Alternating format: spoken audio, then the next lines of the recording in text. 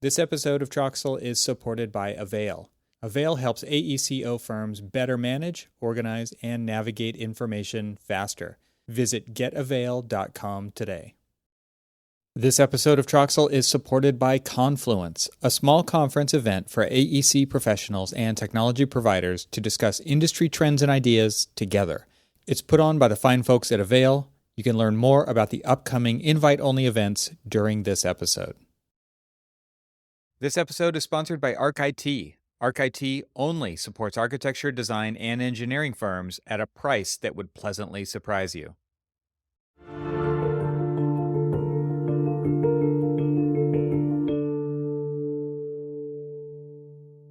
Welcome to the Troxel Podcast. I'm Evan Troxel. This is the podcast where I have conversations with guests from the architectural community and beyond to talk about the coevolution of architecture and technology.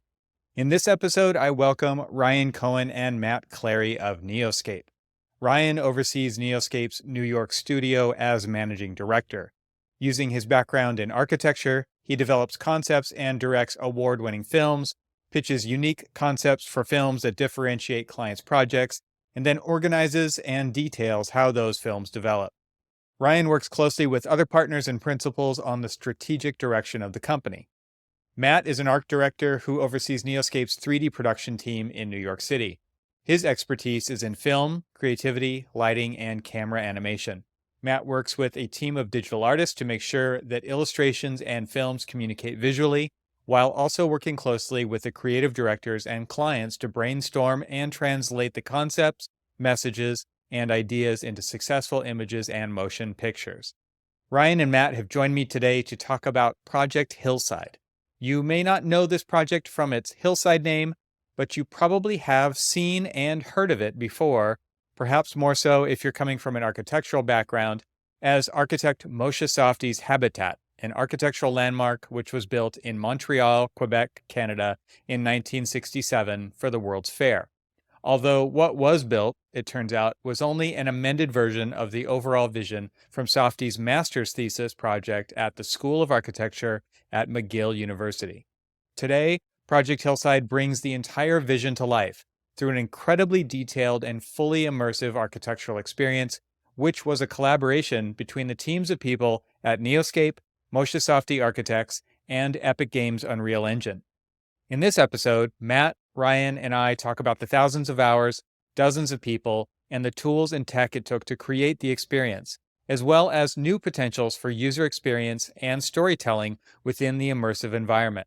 Project Hillside has received positive feedback from lots of stakeholders, including Safdie himself, and is available for download so that you can experience it as well. This was a fun one. So now I bring you Ryan Cohen and Matt Clarey.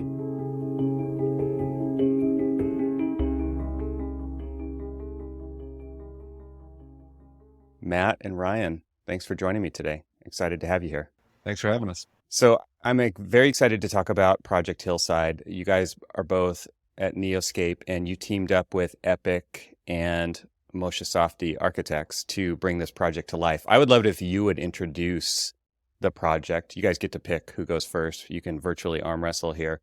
Tell us about the project and just like the inception of it. How did this thing even come to be? Because as an architect myself, this project, a piece of it exists, right? A piece of it was built. You can explain it better than I can because I know of the project. I know of Safdie's work, but we've never seen this before. So jump into it. Tell us where this came from. Yeah, certainly. So it's been pretty it's been a pretty interesting kind of dynamic of how the inception of it.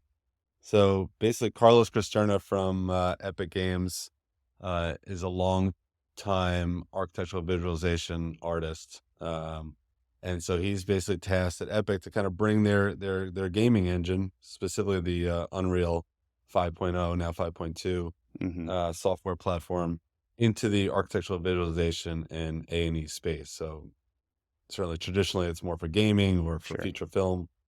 So it's on him to kind of try and bring it to life in kind of our space. So he wanted to do that with a case study, and instead of just kind of doing it on his own or coming up with a fictitious project to kind of show the capabilities of the software, He's like, why don't we work with a recognized name in the architectural visualization space? We've worked together before for many years. Working with Neoscape and then using an actual project. We also have a long-term 20 plus years relationship with Safdie Architects, doing a lot of their, kind of competition work and other development work. So we wanted to kind of bring the three of us together to showcase how the software could work within the A&E and architectural visualization space. Concurrently, Safdie had just kind of released the book of all of his unbuilt projects. Okay. So we thought it'd be really exciting to kind of showcase a project that was unbuilt, as kind of a tool, not just to show what the tool could do, but also almost as like an informational education piece on an important piece of architecture in the architectural world. So Habitat 67 is a worldly recognized architectural project. It was Totally built iconic. in Yeah. 1967. Right. And everybody kind of is aware of it, but they don't know, like you mentioned, nobody knows the real story of what it was Right. supposed to be. Right. So we wanted to kind of showcase the entire thing in its entity. So that's kind of how it originally came to be. I want to ask if you guys are storytellers. You typically like script all this, you storyboard things out, you tell a visual story, you take people from point A to point B to C to D. But a game engine lets people do whatever they want. Obviously, one of the assets to this whole thing is you let people download the thing and look around, and you've got exteriors, you've got interiors, and I want to talk about all of how that all came to be. But as storytellers, what do you guys think about, and I'm sure you have Unreal experience previously, but as a storytelling device and just like letting people explore, that's two very different things, right? Or how do you see that? I'm curious just to hear how you as visualization experts think about, because as an architect, there is a key that unlocks something in somebody's brain when they get to drive, right? As a client, if you give something to a client and it's like a real-time environment and they get to look wherever they want, that's very different than like some prescriptive views that we render of our projects.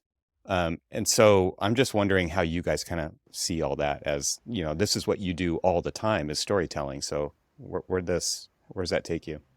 Obviously, they're two different kind of products almost, but what we found, part of our sort of the ask for this for us was to produce a film for it. And we found that the game engine and the real-time environment made the sort of decision-making process of what story to tell a lot easier, because you can see lighting, you can see camera movement in real time and say, hey, is this a good shot? Is this a bad shot?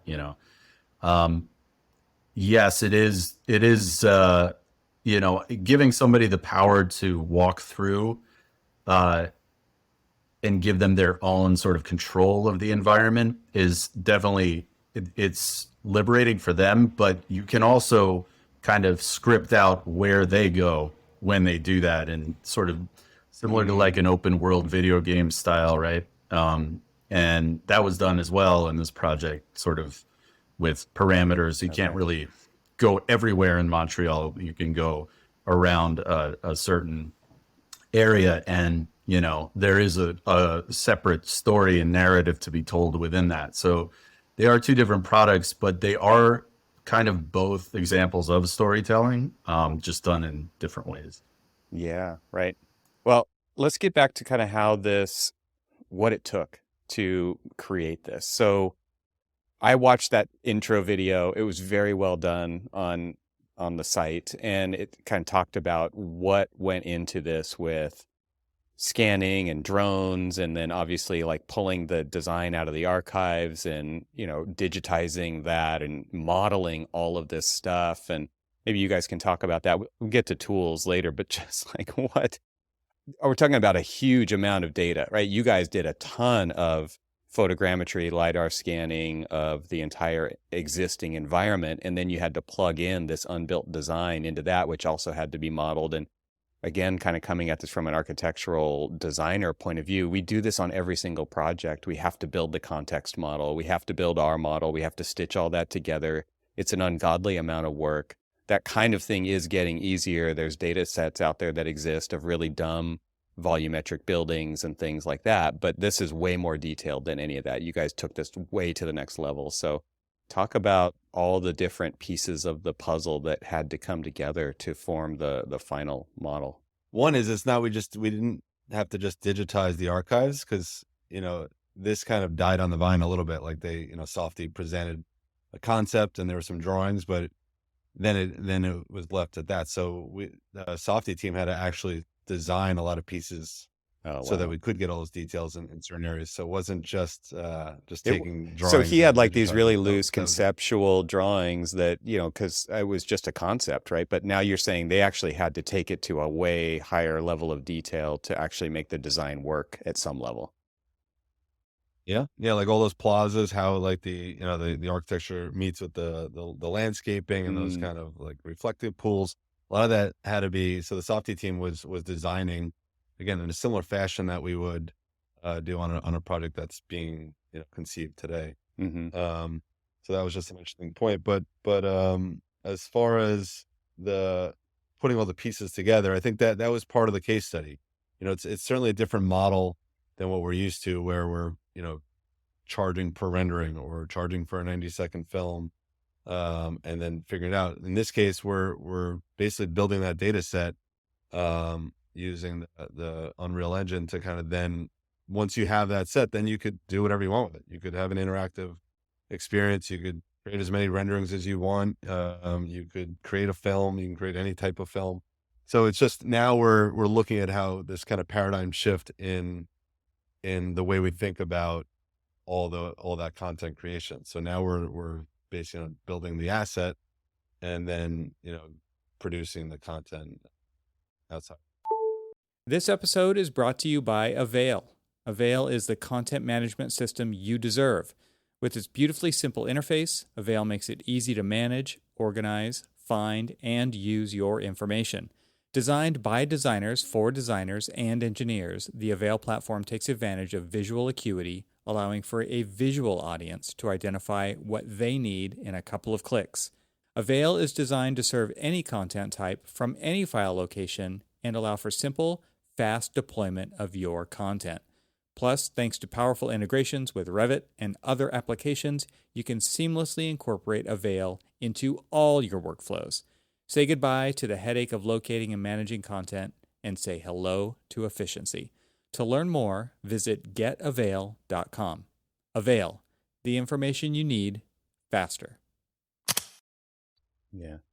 So what are those different building blocks that you guys kind of orchestrated to make sure that this all happened? You've got context, you've got the building models, like there's tons of stuff in there. Yeah, and we broke it down, from the context.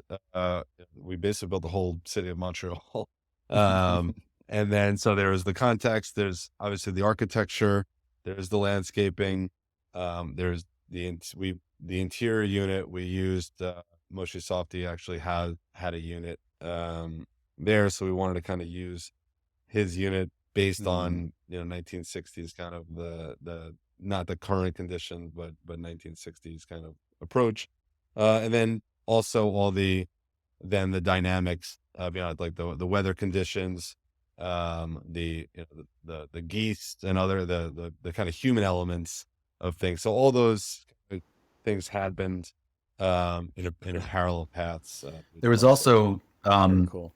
we had to build a lot of furniture and detail stuff for it. Like it wasn't like we could kind of go on Epic's website or Marketplace or whatever. We had to kind of like build sort of unique pieces of furniture, as well as rebuilding a lot of the data set. Like, the scan model is kind of heavy. And even with, Unreal's nanite and so forth, like we still had to kind of do a bunch of optimization work on that stuff. So there was a lot that came together. And it sounds like with the tool set, I assume, because I know Jason, he's been on the show before, and I used to work with him, that you guys are you mostly a 3ds Max shop? You mostly do your work in that, or is it all over the place? It's mostly predominantly Max. Yeah, we do, but we do. We have Unreal. We have, we use a bunch of different software, but for rendering purposes, it's Max mostly. And from Softy's side of things, are they coming to you with Rhino models? What are they building there? Okay, so they are. I see nodding going on. Yeah. You know, Rhino. They're delivering the models in Rhino, and then we're cleaning them up and optimizing them in Max, and then bringing them in. Okay. Okay.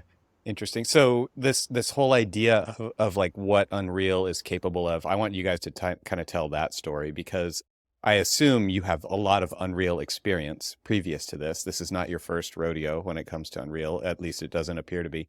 So give us kind of an idea. You said Nanite, I know a big push with Unreal 5 and now at 5.2 is just this incredible level of detail that you can achieve in the package, because it can handle so much geometry. But you guys are using it day to day on this project. What is that really like? What is it capable of? Give people an idea of what can be done with it. Well, yeah, I mean, Nanite can ingest so many polys, right? You can have just very dense meshes that it will, just chew through. And so we did make great use of that on this project, for sure. And yeah, Unreal is capable of sort of importing really anything. It should be optimized, for frame rate reasons and things like that. But Nanite was kind of, it was a big help. Just to add to that, and more on the kind of big picture level, not on the kind of engine itself, but I think Matt actually touched on this earlier, from like an art direction standpoint. Like there's a lot of efficiencies in using Unreal in this process than what we're traditionally used to. So if you can imagine, the film we created, was really all done in Unreal. So we're art directing in real time. So, if we need an early morning shot, typically we would, as a creative director, I would talk to Matt as an art director of what the vision is. He would work with his team, come up with some cameras with no lighting, and we're like, okay, we like the composition. Then we would send it to the render farm. We would get it back and say like, oh, the lighting isn't right, so we have to go send it back to the render farm, and then we put it in. Then we get the shot we like. We send it to an editor.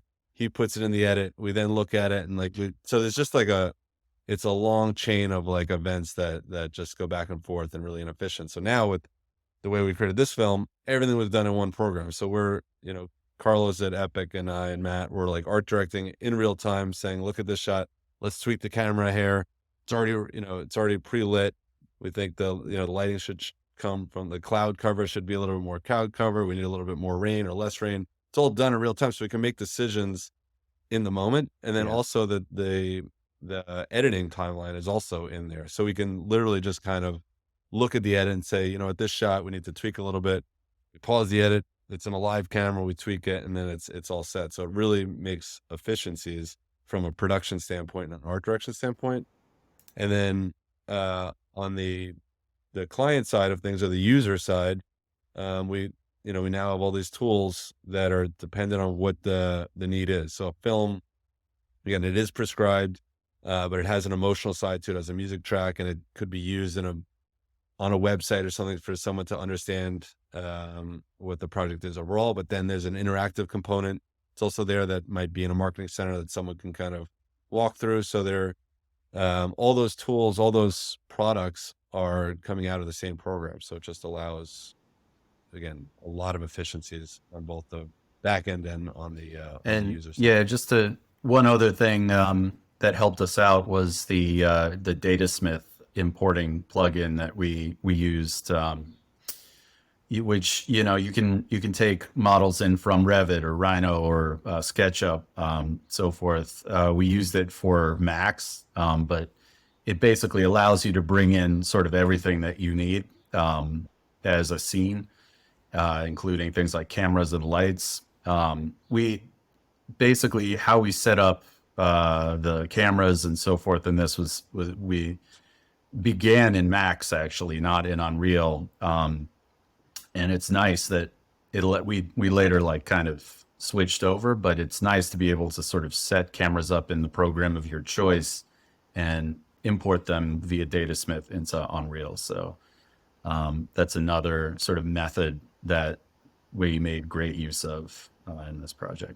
I think about the architects and how you said that you had involvement from Epic. Was there somebody from Safdie also sitting at the table when you guys are talking about the art direction and the cinematography and the angles and things like that, because they probably are so intimate with the project, are they also having a voice in that conversation?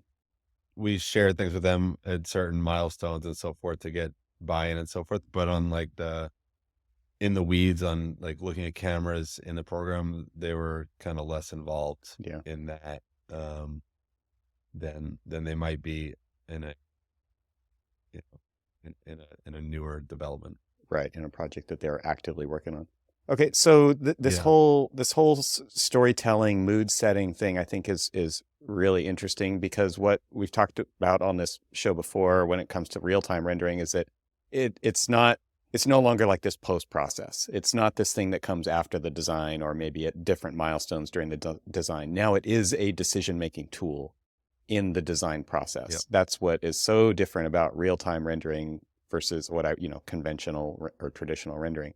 So it sounds like exactly the same for you guys. Like if you can walk around in a fully lit, full environment, you've got rain coming down, you've got, bloom on the highlights, and you've got geese flying in the background, and it's pretty incredibly different than what we've all kind of grown up thinking about what the rendering process was actually like. Tell us about that, because it seems like that to me is the biggest message for people who use these tools, is that it actually helps the design progress. It actually helps the story progress. It's no longer this very linear process. It's really embedded throughout now.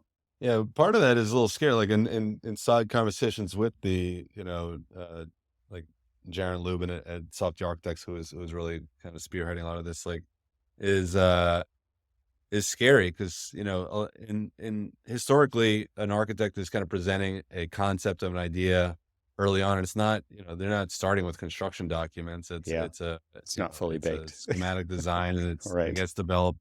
But nowadays, particularly in the competition world, the client is looking for more and more information, so they have to figure out more and more of the details earlier on. And then so now with real time, where you can kind of not really, you can go anywhere, it compounds that, where there's kind of a breakdown in the trust of just like, hey, the architects are the experts.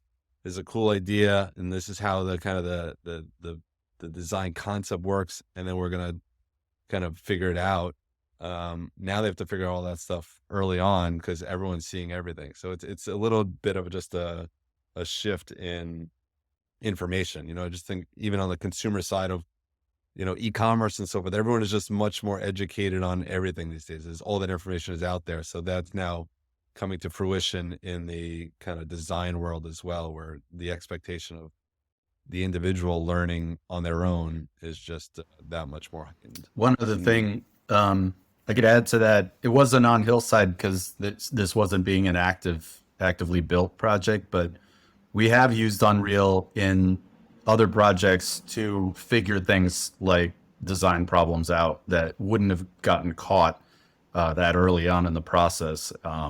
Like some example would be, ductwork, going in front of something that you don't want it to go in front of, we were able to catch things like that using real-time walkthroughs. So ended up saving, I'm sure, a lot of work and money down the road. Yeah, but I think what Matt's mentioned is the Museum of Natural History, the new wing in New York. So it's a studio gang design, very complicated, organic kind of concrete forms. So the kind of construction kind of management of that using a tool like this really helps the different teams kind of figure out how all the systems work together.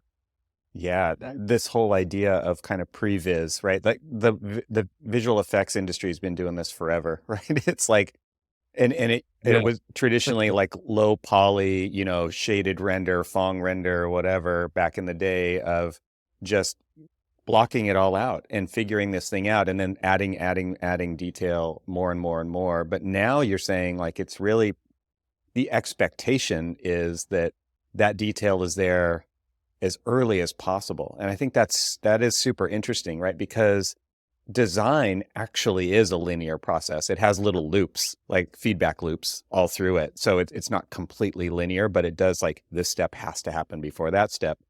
And what Right. we're talking about, and I think this is kind of a byproduct of building information modeling in general, which is like, it asks you to make decisions earlier. And architects they're not trained to think like that. And the software is kind of forcing people to do that. And it's even more supercharged as soon as it looks real, right?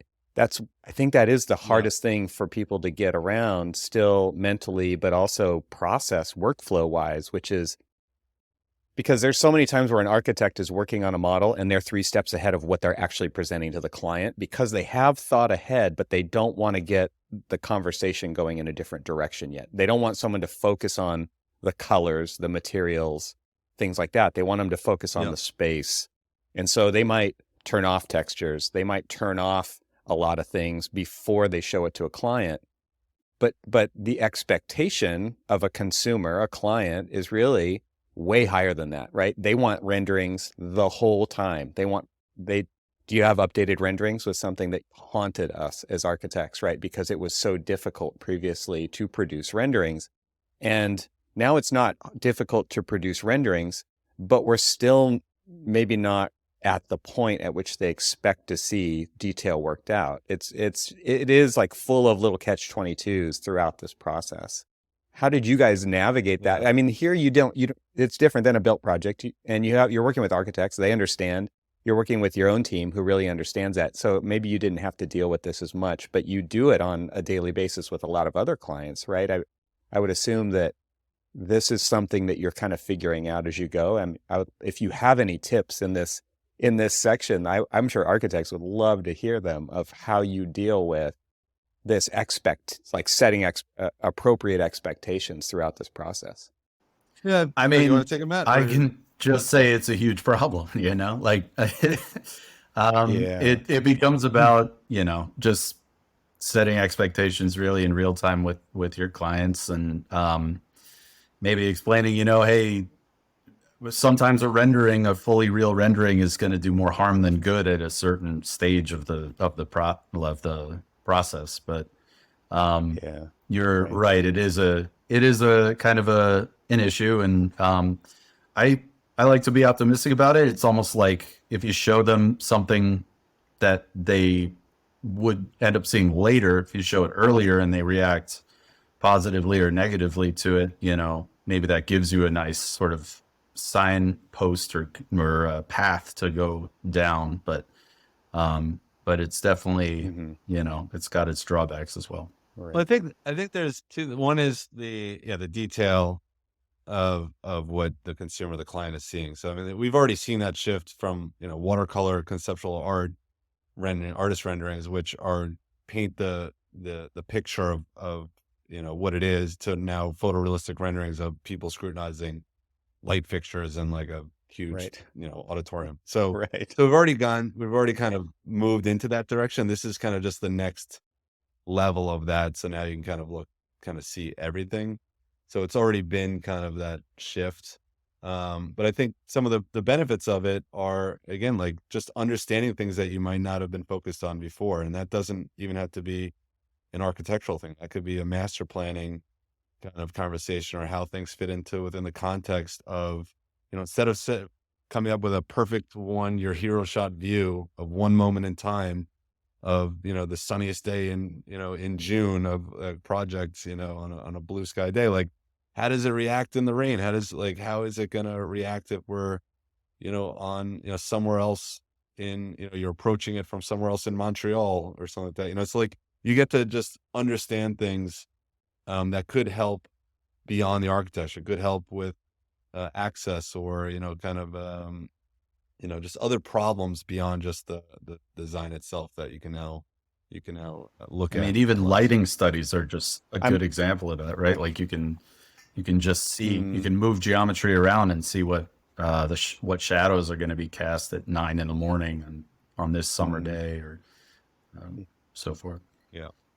I'm Which was laughing one of the goals of the film concept was not only to push the envelope of what the tool, what Unreal could do, but also to show that, like, we literally typically when we have a film like this, it would be one day, an arc of the day. It might have an early morning light, midday light, and kind of evening light, but it's usually on a perfect summer day. So we wanted to see the arc of the year so that we can kind of like look at that, look at how lighting changes, look at how weather conditions and atmosphere changes. So every single shot in the film has I think there's 50 or 60 shots have a different atmospheric kind of climate scenario. So I think that was one of the goals of the film, is to show that you can look at any condition.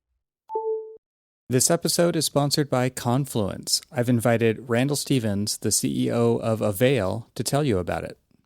In 2019, we held the inaugural Confluence event, which was designed to bring together the product managers, the technology developers that are working on the products used daily in the AEC industry, and put them in the room with the design technology leaders from the practice side that are actually implementing and using these technologies.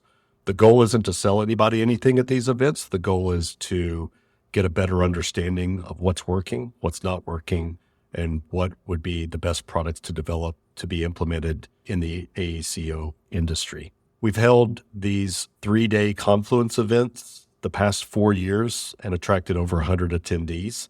We have an exciting agenda plan for our annual event in October. The theme this year is going to be focused around AI and machine learning and its applications in the AEC industry. You can learn more about Confluence at getavail.com/confluence.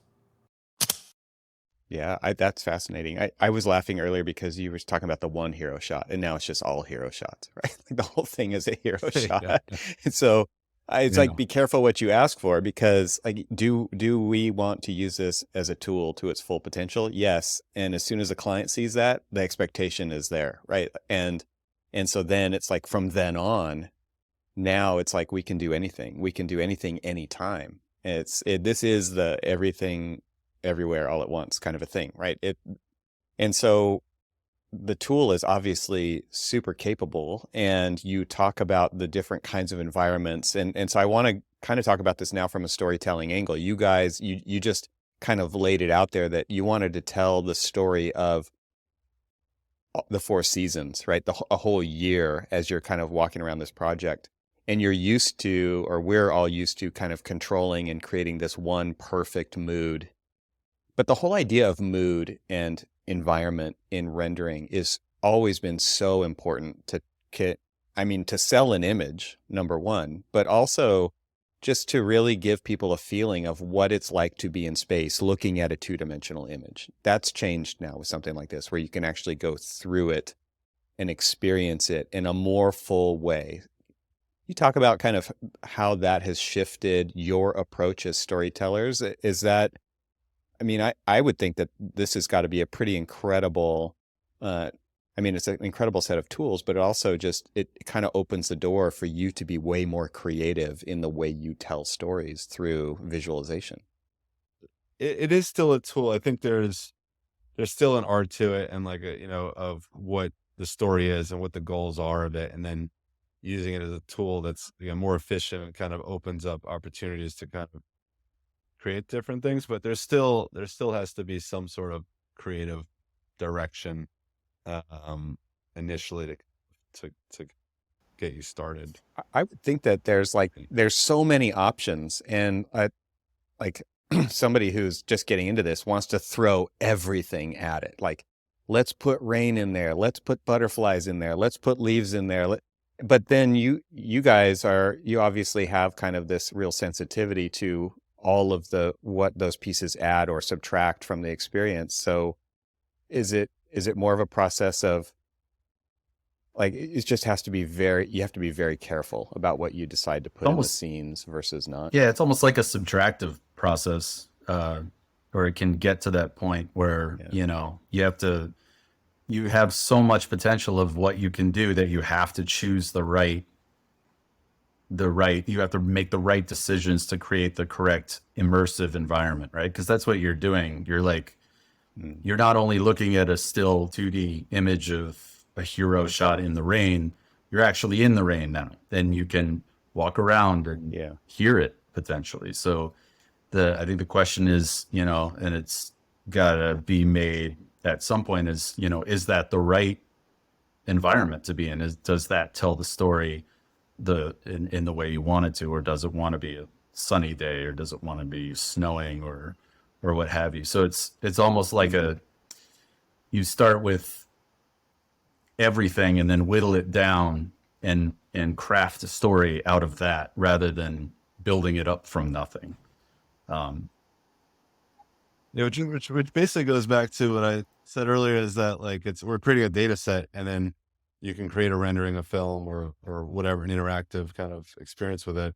So one of the things that we're really, personally, I'm really excited about is now that this is released to the full model we worked with all those weather conditions is released to the public. So I want to see what other people can concept and kind of come up with based on a film that they might want to create with it, or a rendering, so and now it's just out there. And then, the artistry it basically is removing the roadblocks of artistry, if you will. So it's really now you can kind of, whatever you want to do, you can do it within the tool. I wonder how Safdie's office thinks about that. It's like, you've got this perfect thing. It is exactly the vision that was there. It's the elaboration of the original vision that it makes it complete. And now somebody's going to make it into this post-apocalyptic Godzilla walking through it, kind of. That's what my son would do. I guarantee you that's exactly what he would do with it. So it is kind of it's kind of scary at the same time of like, what are people going to do with this thing? Well, that was to be honest, that was a huge discussion between Epic and Safdie on that. Is this going to be brought into Fortnite where kids can blow it up and stuff? Like there was a lot of discussions about that, and that's why it's for education purposes. It's still out in the public, but it's for education purposes. So there are limitations on what you can do with it to keep respect of something that's is due the respect. But at the same time, I think from a Safdie's perspective, they're really excited about it from an educational standpoint. I know Jaron again mentioned he's using it. He teaches at the GSD, and he uses it as instead of a textbook to show like, hey, how housing could work, and like, so it becomes a tool, not just for marketing, but also for an educational standpoint as well. Yeah. I'm interested in what the hard parts were. So, you guys make it look easy because you're professionals, right? And so I think this is something that, every architect out there who does design work fully understands, that there's like this, there are the pretty pictures at the end. There is the final building at the end, but oh man, what a process to actually get through. It takes years. It's toil of sweat and like all this. What were the hard parts about this? Was there anything that really stands out that made it just, you're glad that part's over? I think it's a huge, it was a challenge. I think the whole thing was we were building things, but at the same time we were collaborating with Epic on developing the tools and for them to understand how it will be released, so the architectural visualization world can use it in their daily kind of needs. So I think that was challenging, but also exciting at the same time. We're literally creating tools on the fly to support what we wanted to achieve. So that was one, and then just the detail for every shot, for every scenario, every climate scenario and stuff. I think just that level of detail was just maybe not so much hard as just kind of time consuming and sort of scrutinized. Yeah. Matt, you were smiling there. What Oh man, what like dug its thorns into you Yeah, in maybe this process? he's more me. I think it's easy because I'm on it's just a massive project. There were a lot of stakeholders, and probably the hardest thing was just creating the detail necessary to run at the right frame rates, because there's just a lot that goes into that. Obviously there's a lot of tools within Unreal that help you out with that, but it is still a lot of work. So, and as Ryan mentioned, we had the benefit of having Epic and others literally write tools from scratch, that maybe not from scratch, but from stuff that their engineers had done that helped us out with certain problems. But it was just, I think the hardest thing was just the scale of it, just the amount of stuff that needed to get modeled, textured, painted, so forth. So yeah, a lot of manual Yeah, work I think there there's, still. how many units are there? So like we didn't want to just like replicate, like every unit has its own terrace. So it's not like we're just replicating the terrace, 1,000 times. Like each one was individually stylized and designed and so forth. So it's just a lot of data.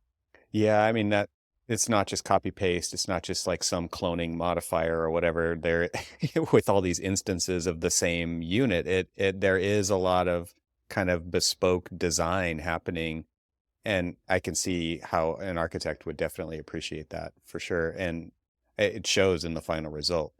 Talking about making tools as you went along and working with Epic to like create something out of nothing, right? To solve a problem. I think architects are getting more and more used to creating tools that automate certain pieces of their process. But I mean, can you talk about the necessity to do that? Because there are still a lot of architects who only buy the off-the-shelf software, right? They're only working with the tools that they have. And so just kind of talk about the agency that gives you. I'm sure that this is just how we do it. But a lot of architects don't think about it like that at all, right? They only use the software that they're given, basically, or that they buy off the shelf. So are there any examples of the kinds of tools that you're talking about that really made your life easier on this project, or maybe even more generally, not even specifically on this project? yeah, I one specific one was the street, how the street works in the experience. There's a lot of sort of there's a shaders on shaders in there that are kind of smart, and I think like put, say, water near the curbs or things like that were kind of like it. Epic helped build those and also make them interactive so that you could change the weathering on the fly as a user. It's things like that in the blueprinting process that I think, it makes Unreal, obviously for us, like so much more powerful and efficient. And I'm sure that kind of mentality to sort of code something, it's not what a standard sort of architect would want to do. But I think, it's got to be pretty, just grasshopper writing different sort of algorithms and stuff like that for programs like that. I think can make a lot of things possible. It wouldn't have been possible before. So yeah, you said blueprint, and I just want to point out, like, that's the name of the scripting part of Unreal, right? Just to clear up anything there. Yeah. Cool.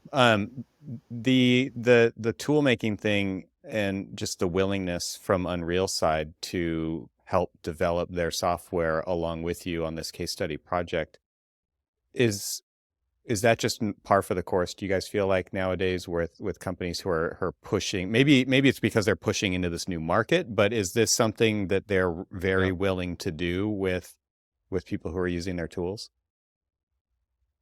I mean, I don't think we use it, and I think they do offer some like consulting and so forth as services.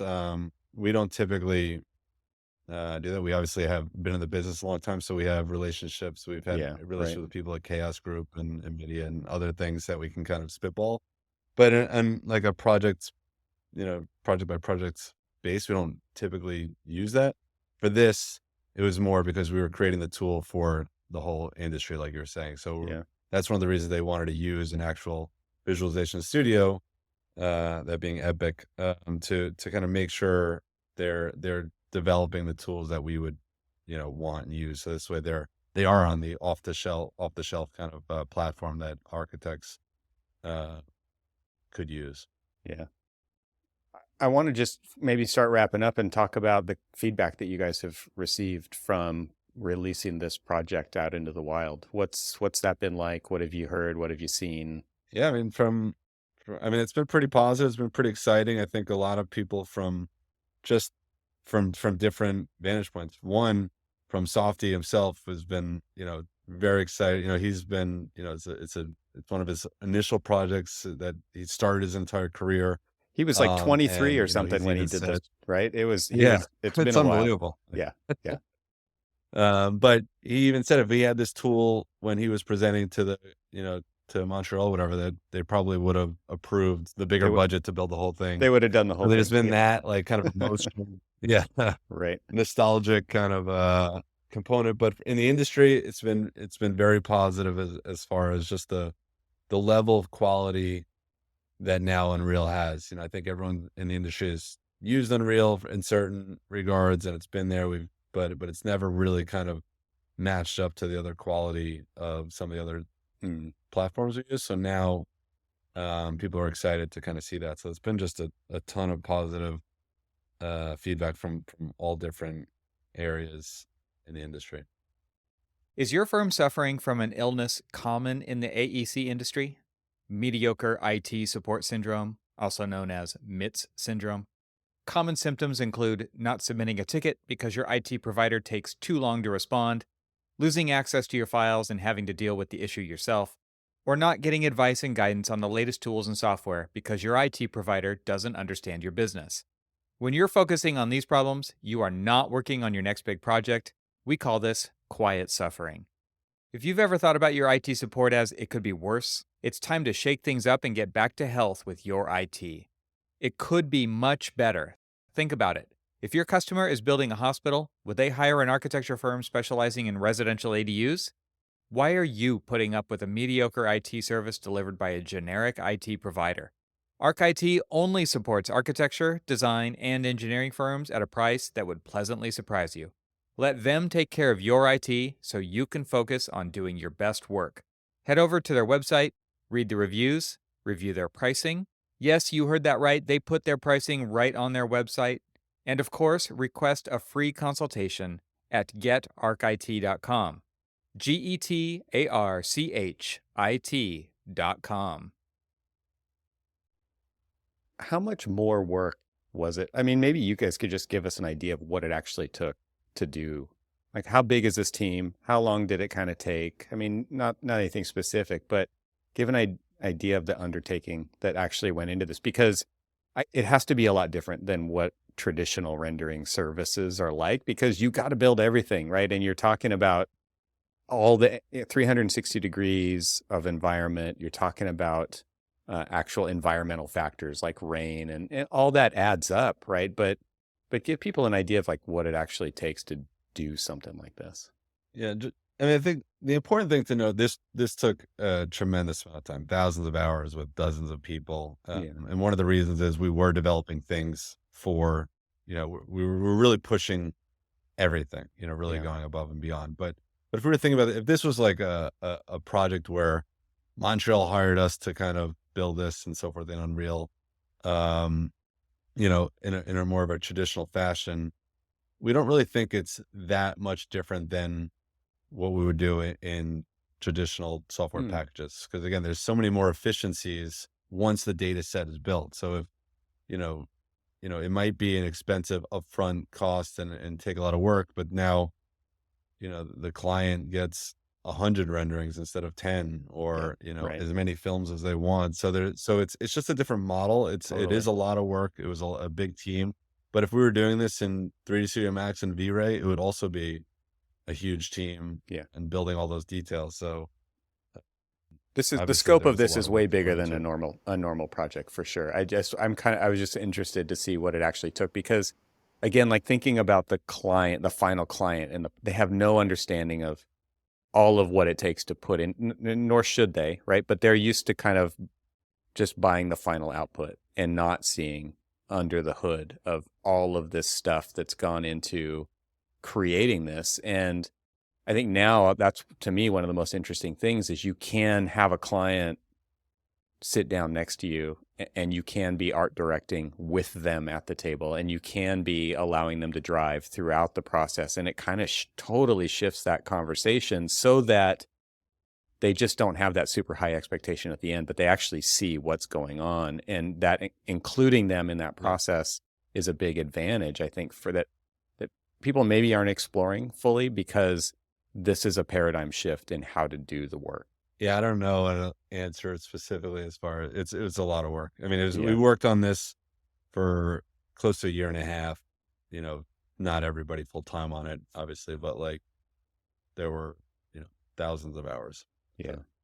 So, I was just going to say another byproduct, which is interesting, is if you can imagine this is like they were trying to approve this, using this tool, and there are a lot of stakeholders that have, if you just plop this down into an existing context of a city and with a couple of renderings, and it's a huge kind of monolithic project, it could scare a lot of people.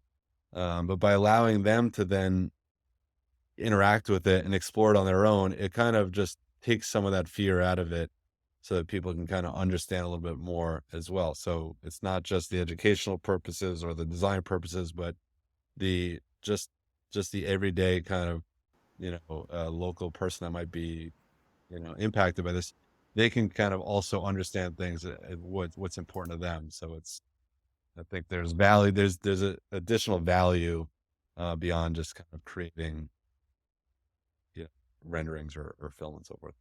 Matt, you got something there? Yeah, I mean, I think just to drill down on an example for that, it's just, so many projects get hung up at like the public is like, what is this going to look like from my house? Is this going to ruin my view? And with a tool like this, when you have the entire data set, you can show them, hey, this is going to be fine, and it can pass, all those public hearing processes that much more easily. So there is a lot of work and of course, Hillside was thousands of hours. I think one of the big reasons it was thousands of hours is because it's a public facing model, so every single thing about it had to be like perfect.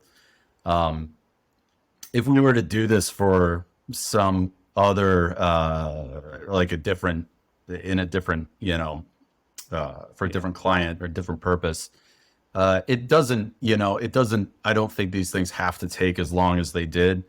There are so many tools that Epic has built, like one of them, Lumen, the real-time kind of lighting system in Unreal really takes all of the time out of lighting. Like you can set up anything you want very quickly. So as Ryan said, it's probably the same amount of time that it would take to do a traditional sort of viz film that we do. But at the end of the day, you have this asset that can be used for so many different purposes that it almost multiplies the value of what you're doing, your time investment. So yeah, I think obviously everybody's pretty excited about what you can do. And once you have a complete data set like that, because it's not just make beautiful images and films. Yeah. Traditionally, renderings are used for an approval process, right? And they might show up in an internal memo. They might show up on a job site sign someday. But like you said, they don't have to be totally public facing. They were used to get to the next phase of the project. And this is completely different than that. So I'm glad you brought that up, because this is there's a different context to this, and it does make a difference when you're kind of talking about it. And I think one of the interesting things that you brought up, Ryan, was this idea of, if this was a thing that they could have used to help tell the story of what Habitat 67 in all of its full glory would have been like, it does.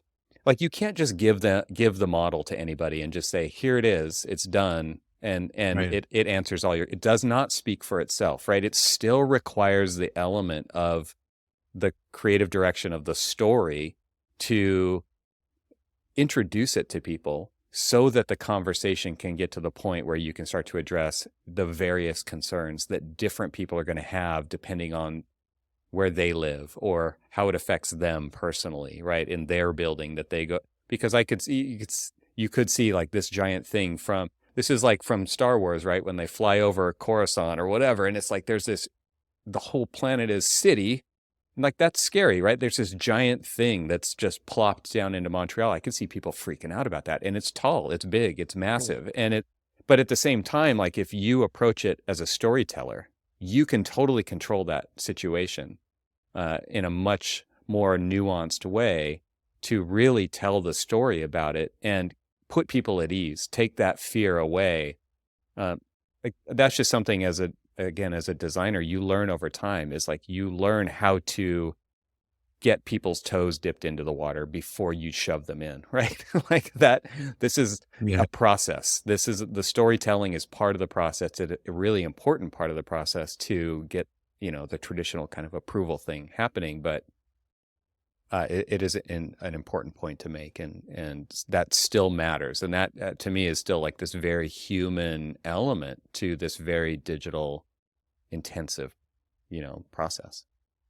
Yeah, and it's a great point, because even in this case, Moshe Safdie in his head knew it was going to be open and these like great plaza, and the scale of it, even though in an elevation it looks huge and monolithic, but now that like that scares people. But now if you're in there and you're looking around, you see it's mostly light coming in, and it's open, and it's but so it's scalable for the human condition, which you might not get that from a rendering or from an elevation. So it just allows people to learn from. Yep. Well, is there anything that we haven't talked about with this project that you guys think would be worth mentioning? I'm sure that I haven't touched on all of it, but if there's anything else, I would love for you to offer it up and talk about it. If not, that's fine too.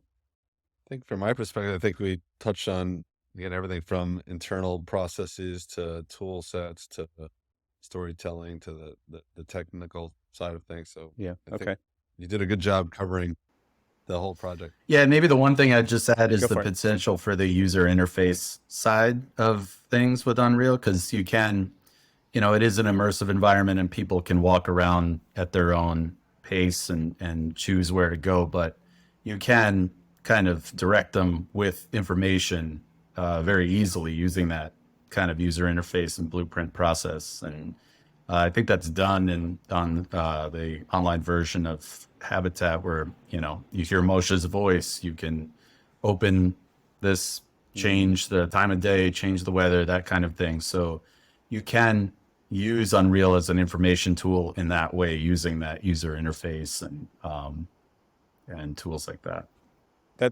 I love that you brought that up, because the whole idea of, like I said earlier, the model doesn't necessarily speak for itself, but you can add elements, a layer of information into this to help guide somebody to do something. And I think that is one of the real benefits of this fully immersive thing. If you think about it from that perspective, you don't just sit somebody down in front of a model and walk away, but you've actually kind of thought it through to guide them. And you can basically create virtual tour guides per se, and that really does help people kind of understand the project a little bit better if you're not sitting right there next to them while they're going through it. Yeah. And it's storytelling. It's just a different kind of storytelling, right? It's directing people to go a certain path, take a certain path, rather than choosing edit points in a film. But it's still the same, right. story. Yeah. Well, final question here is, how good does it feel to be done with this? Was this a big load off? This is a long one. Yeah, it was exciting to see it released. I think it's been really exciting to see, again, the recognition and everyone's getting a taste of it. So that's been really exciting to see. I think from the artist side of things, we we never got to the snow season, which is something, we wanted to get to. And or some other kind of human elements that from the creative direction up front that we, for whatever reason, didn't get there. So there's always that kind of phase 2 or like what we could have done like more of. But that's in any, I think, art form that people that are in the weeds on things can always see kind of the next step. But it's definitely really a relief to kind of get it out there and have other people kind of experience it the way we've been looking at it for a year and a half plus. Yeah, it feels great. It feels awesome to, see all the reactions to it, and generally everything's been super positive. So it's awesome. Great. Have you guys seen there's a YouTube channel out there where they take assets and, stylized assets from various old films and they turn them into Wes Anderson. If Wes Anderson had directed them. So there's like Star Wars and there's a few of them now, and they're really funny. I could totally see this being the backdrop for this new kind of style of short films on YouTube, where I could see like, what does this look like in Blade Runner? What is this in the Star Wars universe? Like people can take this and make their own stories out of it. And what if this was, it could be really fun to watch, that kind of a thing. Yeah, I'm really excited to see what other people come up with. That's cool. Well, you guys, thank you so much for taking the time to talk today. And I want to point people into the call to action here, I think, is to download this, right? You can tell everybody what they're actually downloading, because it's a big download, but what can they do with it? You can download the model and you can open it up and walk around in Unreal, and so you get all of that functionality. You can also go to the website and pixel stream, sort of move around the model in a browser if you don't have a computer that can handle it. And yeah, you can also watch the film as well. The presets and so forth, they're in there of each lighting scenario and so forth. So you can kind of adjust anything you want and add rain or more rain or less rain or clouds or sun, or that's cool. You can really, you have full access into everything that we created. What would you say the kind of system requirements are for getting decent performance in a model like this on a laptop or a desktop? I'd have to get back to you with that. I don't want to say the wrong thing. You definitely need a good graphics. It's just like download it and try. Yeah. Download it and try it. If not, you do the website version. Yeah. And I think there are different, if you don't have the highest end graphics card, you can run a version of it, I believe. But let me get back to you on that, because I don't want to say the wrong thing. Okay. Yeah, no worries. I just don't want somebody to be disappointed.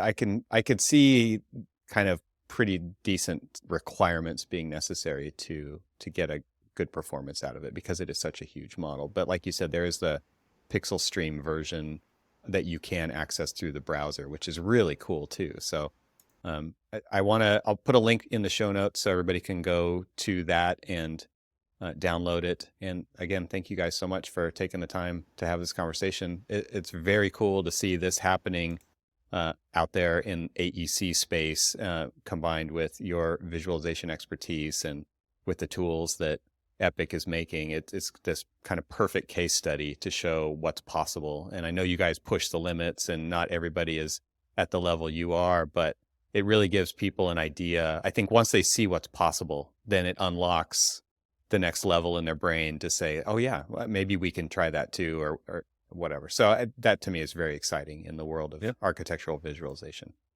Awesome. All right, guys. Yeah. Well, thanks for having us. This has been thanks so much, Evan. Thank you. Thanks to our sponsors, and thanks to our members this week.